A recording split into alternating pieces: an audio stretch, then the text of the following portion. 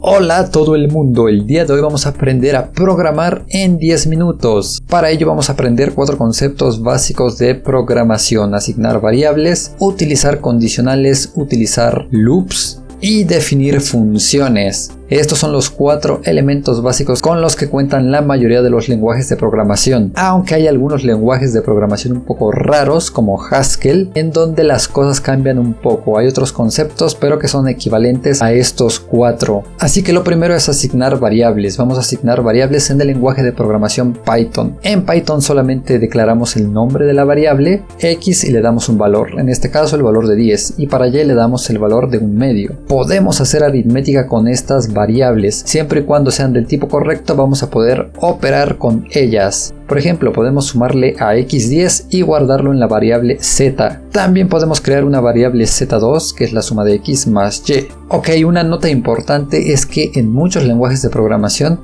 tienes que primero definir el tipo de la variable y después le asignas su valor. En Python esto no es necesario y de hecho puedes cambiar el tipo de las variables, aunque no se recomienda hacer, aunque sí se puede hacer. Algo importante en cualquier lenguaje de programación es el poder imprimir cosas. En este caso vamos a imprimir el valor de z y z2. Queremos ver qué valores tienen estas variables. Otra manera de hacerla en Python es utilizando esta notación, utilizando corchetes y después reemplazando esos placeholders o apartadores de lugar con las variables que queremos imprimir. En este caso z y z2.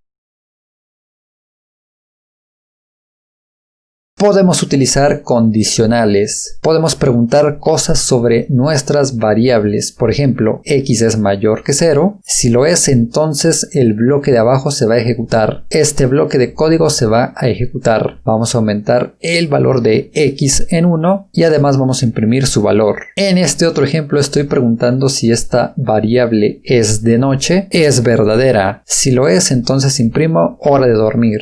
Y si no lo es, pues imprimo despierta porque ya es de día. Aquí tenemos otro ejemplo de condicional. Vamos a medir la cantidad de caracteres que tiene una cadena. Cadena es el término técnico para referirnos a texto. La longitud de una cadena es el número de caracteres que tiene. Estamos preguntando si la cadena tiene más de 3 caracteres. O también podría ser cualquier otro objeto que se le pueda obtener la longitud. Si el objeto tiene longitud mayor a 3, pues simplemente imprimimos la longitud de ese objeto.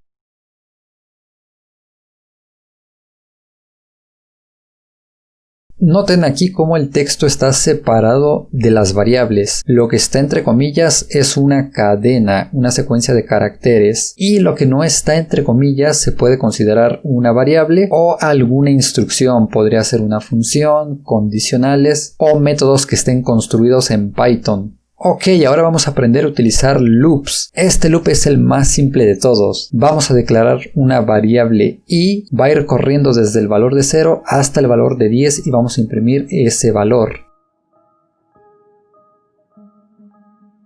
Una notación equivalente es utilizar el while. Este va a checar por una condición.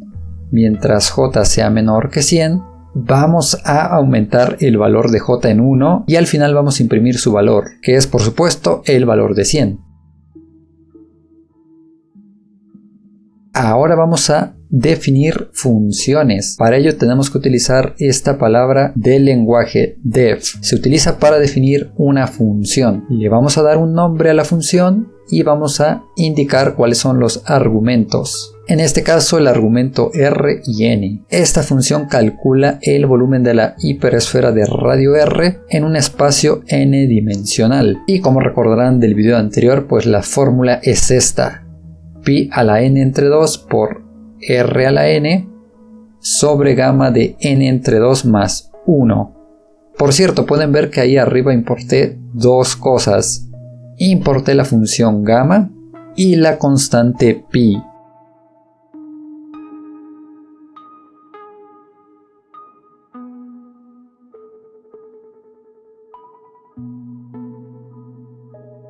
Si queremos saber el tipo de una variable, en Python simplemente tenemos que utilizar la función type. Por ejemplo, este x es de tipo entero. Pero si no supiéramos que es x, Si tuviéramos dudas, podríamos utilizar la función type. X es de clase int, es decir, un entero, mientras que esta variable cadena tiene tipo string y esta otra variable llamada booleano pues es de tipo booleano. Algo más interesante es ver qué pasa si imprimimos el tipo de gamma. Como podemos ver, gamma es una función construida en Python. Y por último, pero no menos importante, vamos a aprender a definir clases. La programación orientada a objetos es uno de los paradigmas de programación más utilizados hoy en día. De hecho, si quieres construir un videojuego, muy probablemente vas a terminar creando varias clases. Una clase que modele los personajes, una clase que modele el inventario. En este ejemplo vamos a crear una clase inventario, en donde vamos a guardar nuestras skins, nuestros gestos y las monedas que tenemos disponibles. Es muy fácil definir una clase. Para ello utilizamos la palabra class seguida del nombre de la clase. Después, dentro de la clase, dentro del bloque, vamos a definir el método init. Este método inicializa los atributos de la clase. Cuando queremos crear un inventario, simplemente tenemos que pasar el identificador. Este identificador lo guardamos y además vamos a inicializar algunas listas donde vamos a guardar los objetos de esta clase. Ahora sigue crear los métodos de la clase. Estos métodos nos permiten modificar e interactuar con el objeto. Para añadir una skin lo vamos a hacer inteligentemente. Si la skin no está en nuestras skins, entonces la añadimos a la lista de nuestras skins. También vamos a hacer lo mismo para los gestos. Añadimos el gesto siempre y cuando el gesto no esté en nuestro inventario. Esta clase perfectamente podría modelar un inventario. Es hora de probar nuestra clase inventario. Para ello vamos a crear un inventario. Nuestro inventario va a tener el identificador de 0. Primero vamos a añadir un gesto llamado saludo, después una skin de elefante y finalmente una skin de tiburón. Para ver que efectivamente estas cosas se han agregado a nuestro inventario, pues vamos a imprimir los atributos de nuestra clase. Vamos a imprimir el identificador, las skins y los gestos. Por último, pero no menos importante, debo de mencionar que cambié algunas cosas del código, como pudieron ver. Antes las monedas eran una lista, pero lo cambié por un entero. Queda mucho mejor.